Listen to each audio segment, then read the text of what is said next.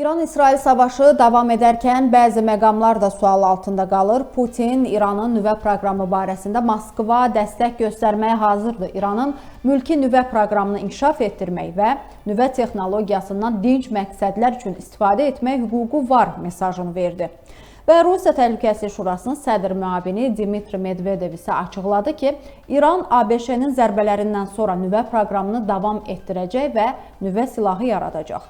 İranın Xarici İşlər Naziri bu arada Abbas Əraqçı da Moskvada səfərdədir, Rusiya lideri ilə görüşüb. Hər kəsin ağlında eyni sualdır. Rusiya İrana nüvə başlığı verə bilərmi? Siyasi şərhçi Zaur Məmmədov suallarımıza cavab verib, izləyək. Rusiyanın İrana nüvə başlıqlarını verməsi və bu kimi xəbərlər əlbəttə ki, onunla bağlı ola bilər ki, İsrail biraz məsələlərdə dayansın, ola bilsin.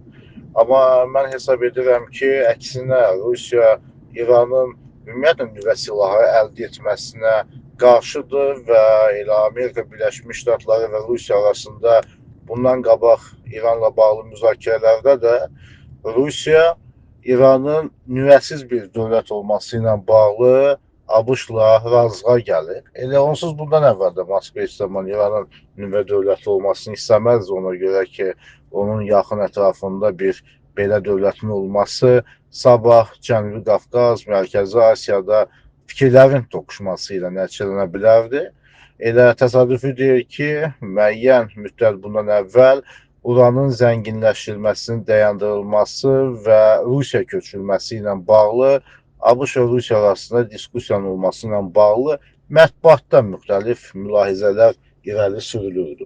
Hər bir halda Rusiya üçün bugün İranda hakimiyyətin dəyişməməsi çox vacibdir.